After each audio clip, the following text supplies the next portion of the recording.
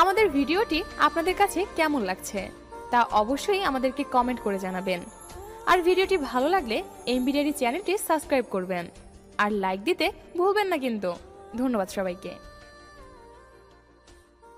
আমার বিয়ের ঠিক 6 দিন আগে আমি বাসা থেকে পালিয়ে ঋতুকে বিয়ে করি। ঋতু বারবার বলেছিল, তুমি বিয়েটা তোমার বাবা মার পছন্দ মতো করে নাও। আমার হাত ধরলে তোমার পরিবার কখনো মেনে নেবে না, আর আমিও তোমার মা বাবাকে কষ্ট দিয়ে তোমার সংসারে ভালো থাকবো না। আমি ঋতুর কথা শুনি নাই। ভালো থাকতে হলে প্রিয় মানুষটার ভালোবাসা দরকার।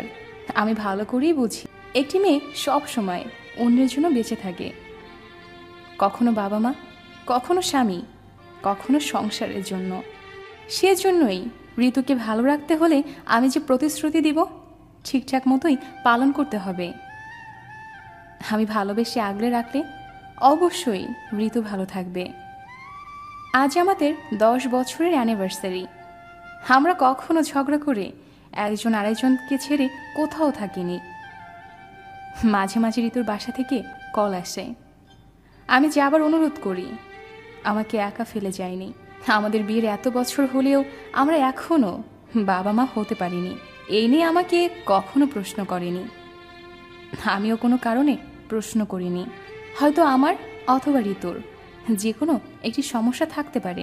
ডাক্তারের পরামর্শ নিয়েছি, কার সমস্যা সেটা আমরা বুঝি নাই। আমরা চাইনি একজন আরেকজনের উপর প্রশ্ন রাখুক, কোনো কারণে বিচ্ছেদ হোক। আমরা আল্লাহর উপর ভরসা রেখেছি।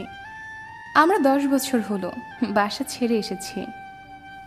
যেদিন আমাদের সন্তান পৃথিবীতে আসবে সেদিন হয়তো বাসায় ফিরে যাব।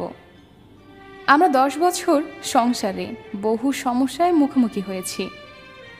কখনো বাসা ভাড়া, কখনো ডাক্তারের খরচ, আবার কখনো নিজেদের চাহিদা। অবিশ্বাস, প্রতারণা, মিথ্যা কথা, গায়ে হাত তোলা, এ ধরনের কাজ কখনো করিনি। শুনেছি ভালোবাসায় মানবিমান, ঝগড়া, খুনসুটি না থাকলে ভালোবাসা জমে ওঠে না। আমার ক্ষেত্রে বিপরীতটাই হলো। বিশ্বাস করুন, আমাদের 4 দেয়ালে ভালোবাসা ছাড়া কোনো কিছু প্রবেশ করেনি। আমি শারীরিক অসুস্থ হলে ঋতু মানসিক অসুস্থ হয়ে পড়েছে। আমার জন্য নফল নামাজ আদায় করেছে। আজ এত বছরেও কোনো দিন কখনো আমাকে ছোট করে কথা বলেনি। যা দিয়েছি কখনো অভাববোধও করেনি। আমার মন খারাপ থাকলে আমার বুকে মাথা রেখে গুনগুন করে গান শুনিয়েছে। আমি বাসায় যতবার নামাজ পড়েছি আমার পাশে বসে নামাজ আদায় করেছে। আমি বাসা থেকে বের হওয়া শুরু করে অফিস যাওয়া পর্যন্ত আগ পর্যন্ত আমার খোঁজ নিয়েছে। আমি রোমান্টিক না, বা কখনো ছিলামও না। আমার কপালে এমন রোমান্টিক আর ইমোশনাল ঋতু থাকায় আমি কখনো খালি হাতে বাসায় ফিরিনি। কখনো ঋতুর প্রিয় বার্গার অথবা কখনো প্রিয় ফুল নিয়ে বাসায় ফিরেছি।